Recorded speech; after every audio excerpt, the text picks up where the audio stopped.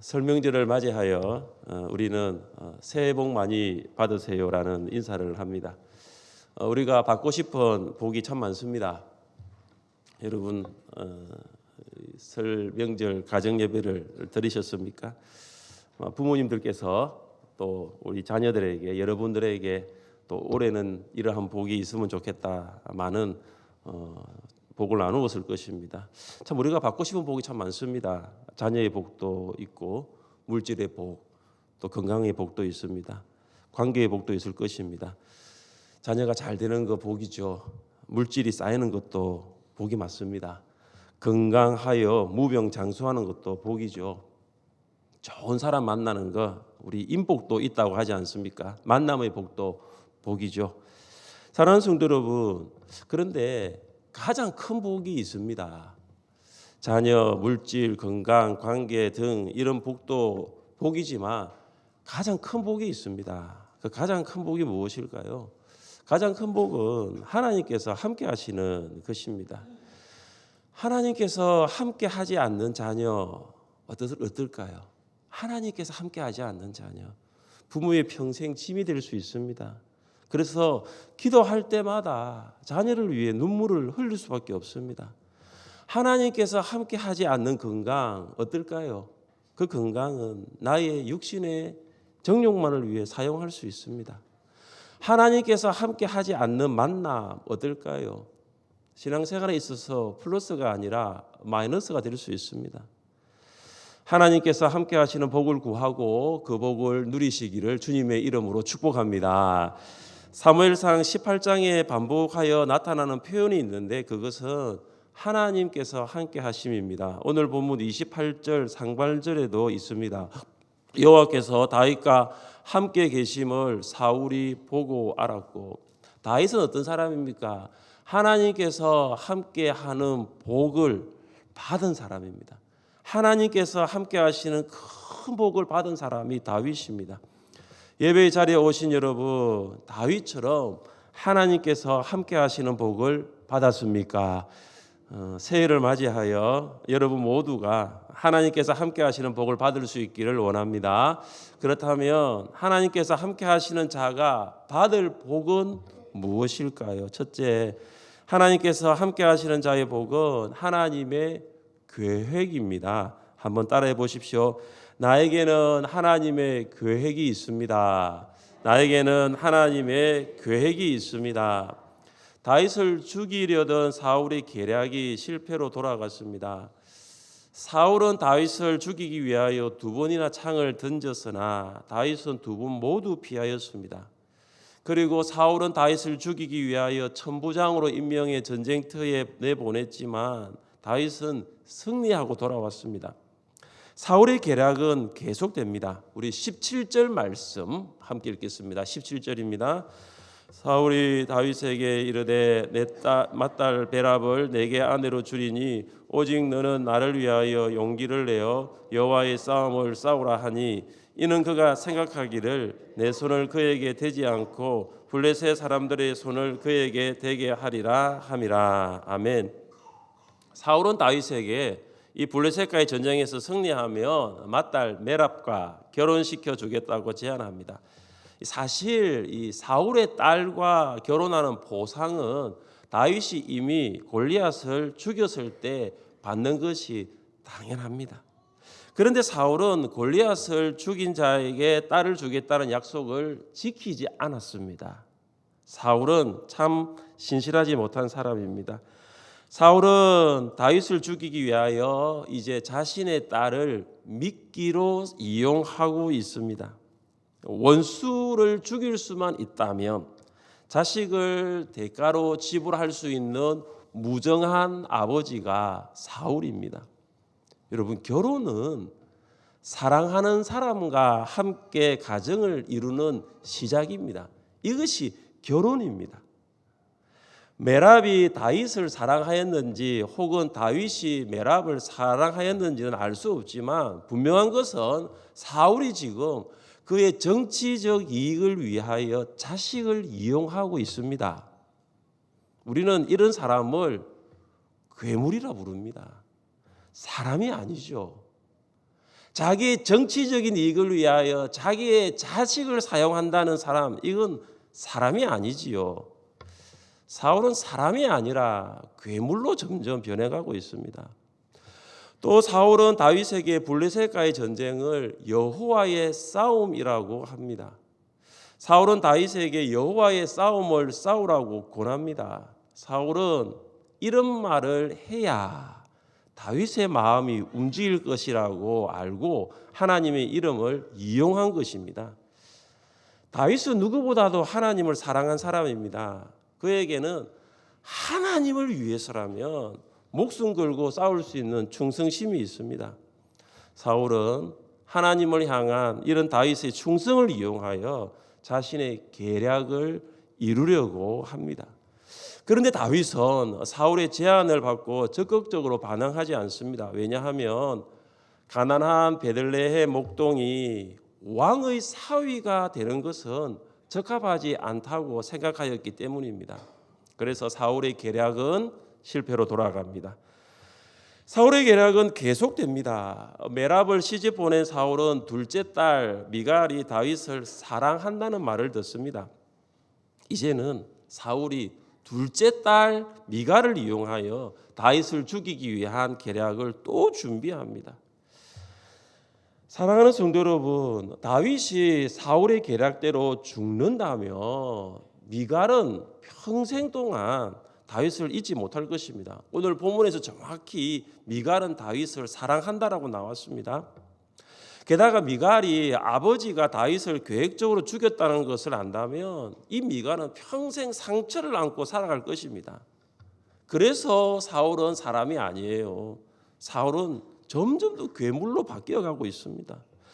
사울은 신하들을 통해 다윗에게 다시 왕의 사위가 될 것을 제안합니다. 그런데 다윗은 그 제안을 받아들이지 않습니다. 다윗이 이르되 왕의 사위 되는 것을 너희는 작은 일로 보느냐? 나는 가난하고 천한 사람이라. 이 말은 다윗에게는 결혼을 위한 재물이 없다는 것입니다. 당시 풍습에 따르면 남자가 결혼하려면 장인 될 사람에게 신부값, 혼수 자금을 지불해야 합니다. 그러니까 사울은 다윗이 지금 혼수 자금이 없어서 고민하는 것을 알고 무엇을 요구합니까? 25절 말씀입니다. 25절을 함께 읽겠습니다. 사울이 이르되 너희는 다윗에게 이같이 말하기를 왕이 아무것도 원하지 아니하고 다만 왕의 원수의 보복으로 블레셋 사람들의 포피 100개를 원하신다 하라 하였으니 이는 사울의 생각에 다윗을 블레셋 사람들의 손에 죽게 하리라 함이라. 아멘. 사울은 다윗에게 혼수 자금으로 블레셋 남자 100명을 죽이고 그 증거를 가져오라고 요구합니다. 왜죠? 다윗이 블레셋 사람의 손에 죽기를 기대하였습니다. 이것이 사울의 계략이죠. 그런데 다윗은 기한이 되기 전에 블레셋 사람 100명이 아니라 200명을 죽인 증거를 가지고 옵니다. 사랑하는 성도 여러분, 지금 우리는 무엇을 보고 있습니까?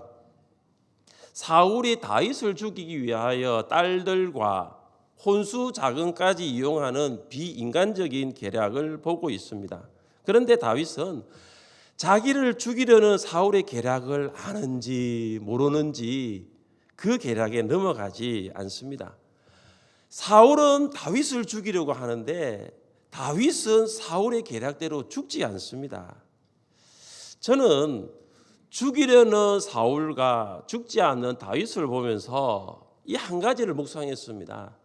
하나님의 계획은 인간의 어떤 계략보다 크다라는 거죠. 아무리 사울의 계략이 다윗을 죽이는 것이었지만 하나님의 계획은 무엇입니까? 다윗을 이스라엘의 왕으로 세우는 것이 하나님의 계획이었습니다. 사울이 다윗 죽이려고 딸들을 이용하고 혼수 자금을 이용하는 모든 수단과 방법을 동원하더라도 하나님께서는 다윗과 함께 하신다는 것이죠. 하나님께서는 결국 다윗을 이스라엘의 왕으로 세우신다는 것입니다. 이것이 바로 하나님께서 함께 하시는 자의 복입니다. 요한의 형제 야고보를 죽인 헤롯 왕의 계략이 있었습니다. 이 헤롯 왕의 계략이 뭐냐 하면 유월절 후에 베드로를 죽이겠다는 거였어요. 야고보를 죽인 것처럼 베드로를 죽이겠다는 것이 헤롯의 계략이었습니다. 헤롯이 베드로를 죽이려고 계획한 전날 밤에 어떤 일이 일어났습니까? 우리 같이 한번 읽어보겠습니다. 베드로가 두 군인 틈에서 두 쇠사슬에 매여 누워 자는데 파수꾼들이 문 밖에서 옥을 지키더니 옥중에 광채가 빛나며 또 베드로의 옆구리를 쳐 깨워 이르되 급히 일어나라 하니 쇠사슬이 그 손에서 벗어지더라. 아멘. 아무리 헤롯 왕이 베드로를 죽이려고 하여도 하나님께서는 천사를 보내십니다.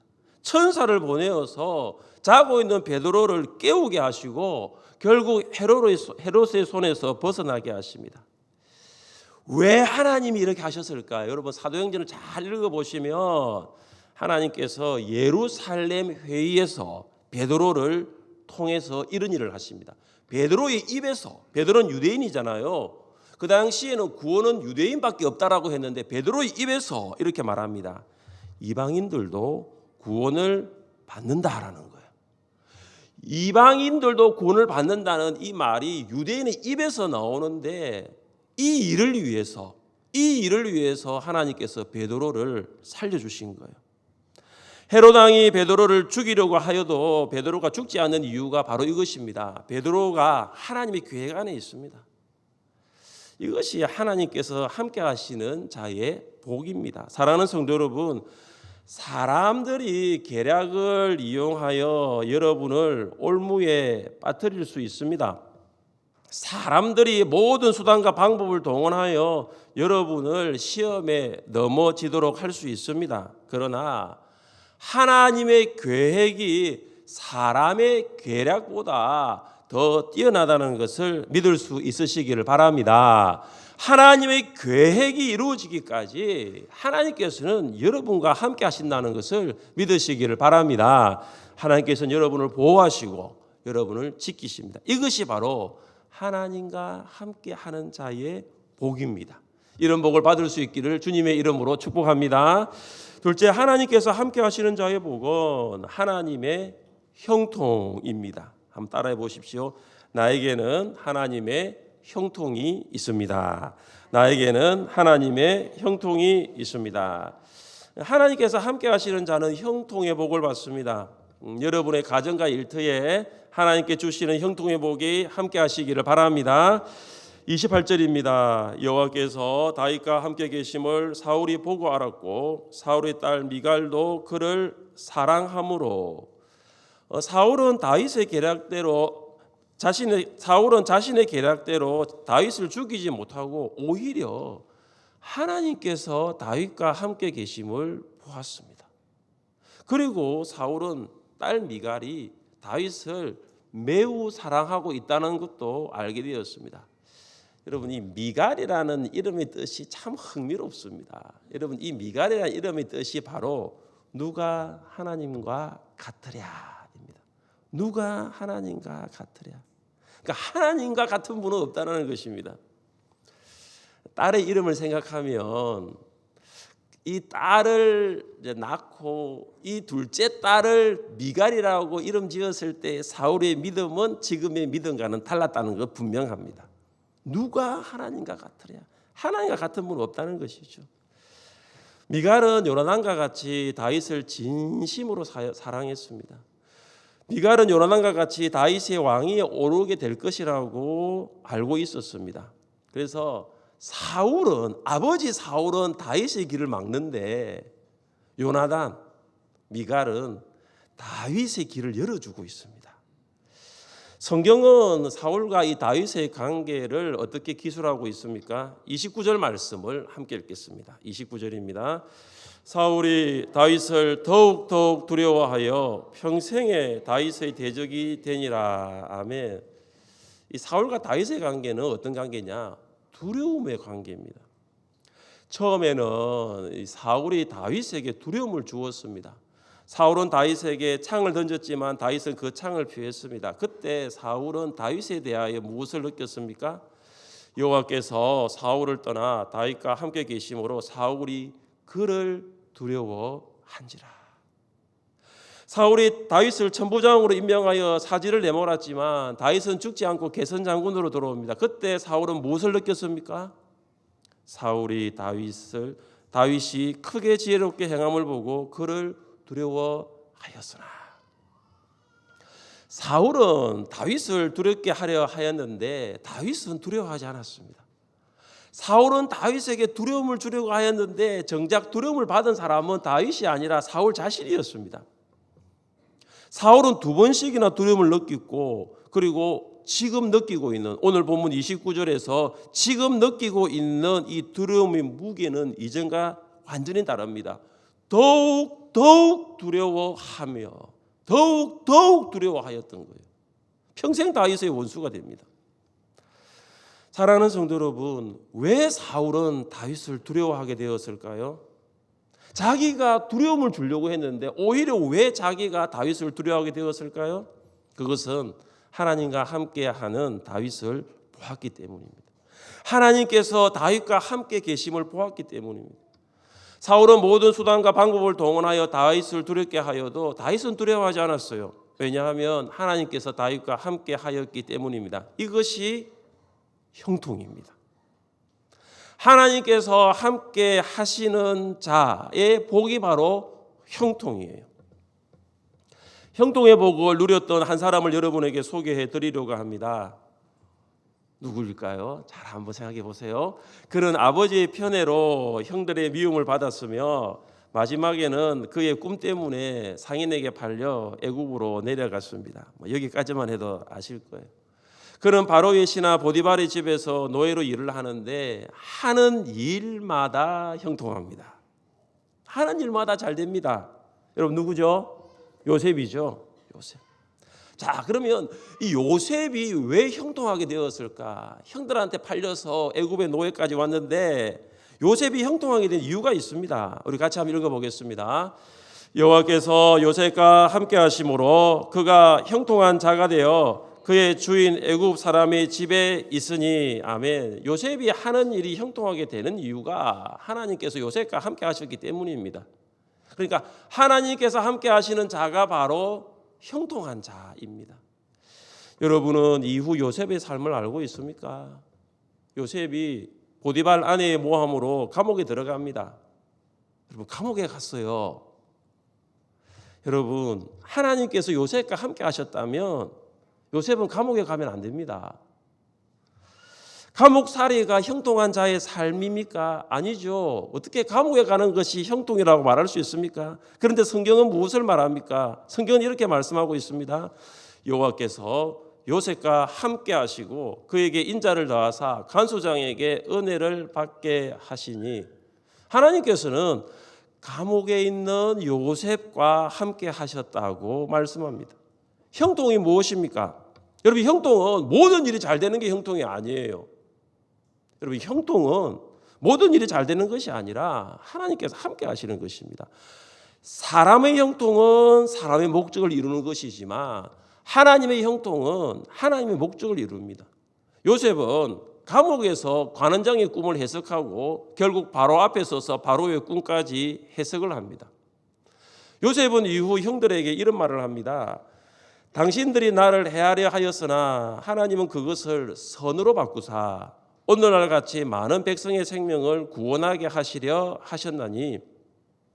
형들은 악을 행하였지만 하나님께서는 그 악을 선으로 바꾸셨습니다. 형들은 요셉을 애굽의 노예로 팔았지만 하나님께서는 요셉을 애굽의 총리로 높여주셨습니다. 사랑하는 성도 여러분, 하나님께서 함께 하시는 자의 복은 하나님의 형통입니다. 사람들이 보기에는 형통이 아닐 수 있어요. 사람들이 보기에는 실패일 수 있습니다. 그러나 하나님께서는 그 실패도 형통으로 바꾸십니다.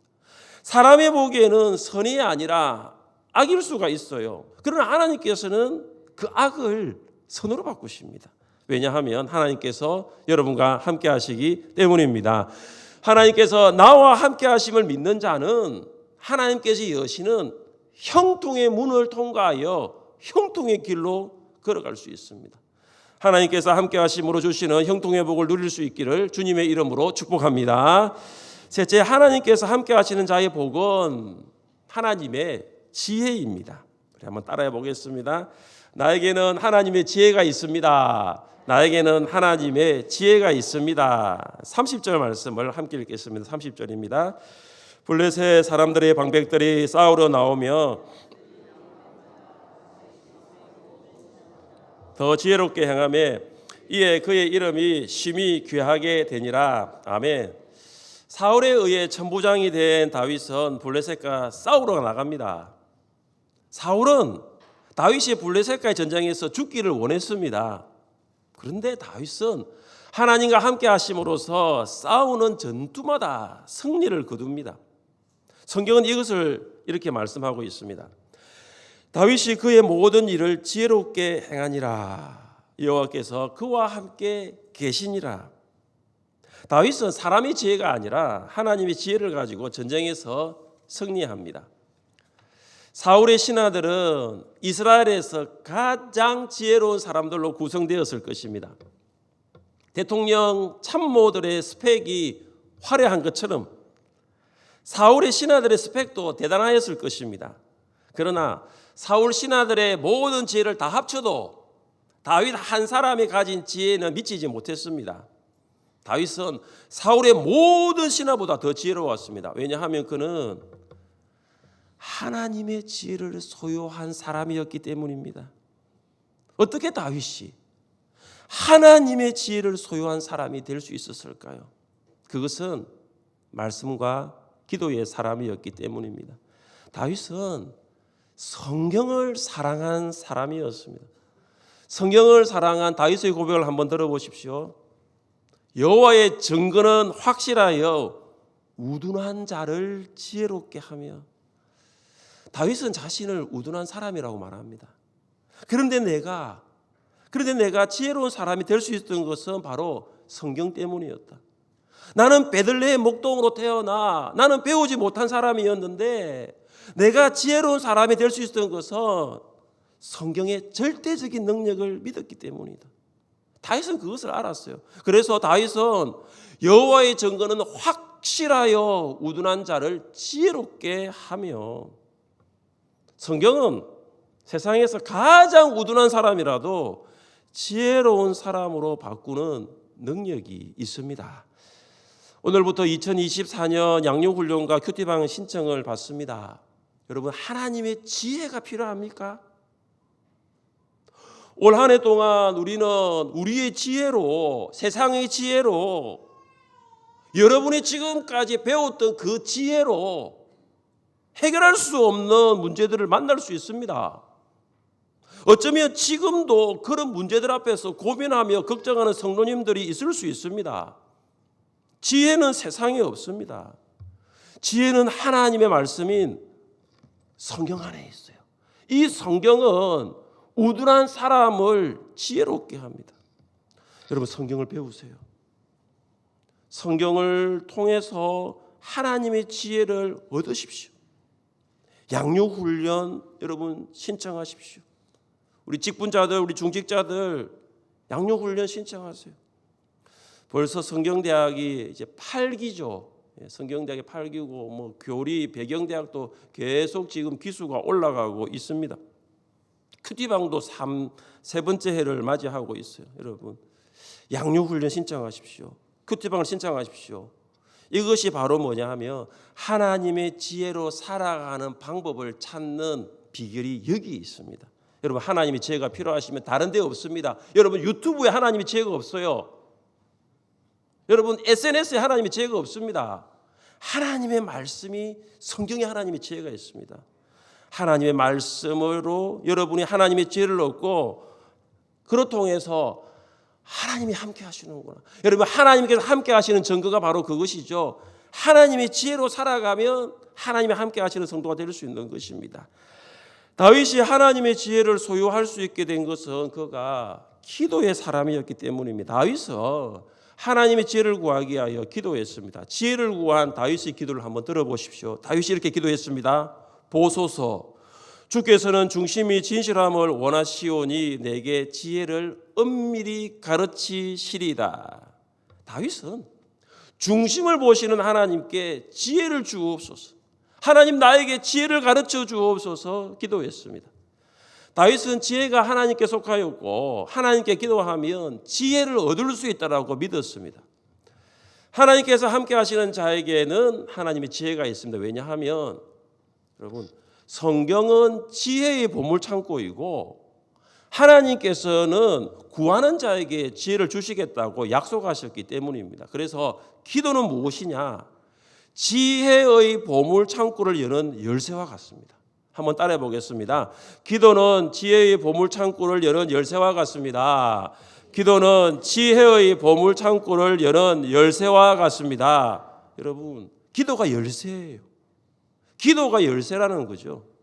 너희 중에 누구든지 지혜가 부족하거든 모든 사람에게 후히 주시고 꾸짖지 아니하시는 하나님께 구하라. 그래야 하면 어떻게 하시겠다고요? 주시리라. 구하라. 그래야 하면 어떻게 해요? 주시리라. 주시리라. 왜 못 받았습니까? 왜 나에게는 지혜가 없습니까? 구하지 아니하였기 때문이죠. 이 말씀을 신실하신 하나님의 말씀으로 믿으신다면 기도하십시오. 지혜가 없으면 기도하십시오. 주신다고 말씀하고 있지 않습니까? 기도하는 자는 하나님의 지혜를 받습니다. 하나님께서는 기도하는 자에게 지혜를 주십니다. 미국의 유명한 철학자 앤드류 카네기가 어렸을 때 이야기를 잠시 나누기를 원합니다. 어느 날 어머니 손을 잡고 시장에 있는 단골 그 과일 가게에 갔습니다. 가게 주인 아저씨가 이 어머니에게 인사를 했습니다. 안녕하세요, 아주머니. 아저씨는 물었습니다. 저 아이는 아주머니 아들인가요? 그때 어머니가 대답했습니다. 네, 제 아들입니다. 아저씨가 말했습니다. 아주 영리하게 생겼네요. 무엇을 드릴까요? 그때 이 카네기가 빨갛게 잘 익은 앵두를 향해 앵두를 향해 눈이 가 있었어요. 눈치가 빠른 아저씨가 금방 알아차리고 너 앵두 먹고 싶은가 보구나. 한 줌 집어라. 그러나 카네기가 집지 않고 가만히 서 있습니다. 주인 아저씨가 아니 한 줌 집어라고 그랬는데 이 카네기가 가만히 서 있는 거죠. 그러다가 참다 못 본 이 주인 아저씨가 한 줌 집어서 받으라고 합니다. 그때 카네기가 재빨리 모자를 벗어 받았습니다. 집으로 오면서 어머니가 물었습니다. 너 주인 아저씨가 한 줌 집으라고 할 때 왜 가만히 있었니? 카네기가 대답했습니다. 내가 안 집으면 아저씨가 집어줄 것을 알았어요. 그런데 내 한 줌보다 아저씨 한 줌이 더 많잖아요. 지혜롭죠. 중보기도 학교를 수료한 성도들을 대상으로 제1회 중보기도 사역자 리트릿을 계획하고 있습니다. 사실 이건 제 목회 계획에 없었던 건데요. 이 중보기도 부장님, 서미정 집사님, 중보기도 간사님, 이송실 집사님, 담당 교육자, 전도사님이 이걸 계획한 것 같아요. 그래서 제가 보니까 참 좋더라고요. 왜냐하면 중보기도를 수료한 분이 꽤 되는데 아마 꽤 돼요. 아마 100몇 명이 되는 것 같아요. 꽤 되는데 현재 중보기도 체인에 봉사하시는 분들은 많지 않거든요. 그러니까 중보기도 수료는 많이 했는데 왜 중보기도실은 불이 들어왔다가 나갔다가 기도 중이라고 팻말이 돌려갔다가 또 특근이라고 돌아갔다가 이 왔다 갔다 왜 하느냐 고민한 가운데 중보기도 수료하신 분들 모두 한번 모아서 리트릿을 한번 해야 되겠다 그랬던 것 같아요. 네, 맞습니까? 네. 근데 포스터에 이런 문구가 있더라고요. 포스터 한번 보세요. 이런 문구가 있습니다. 우리가 일하면 그냥 우리가 일하는 것이지만 우리가 기도하면 하나님께서 일하십니다.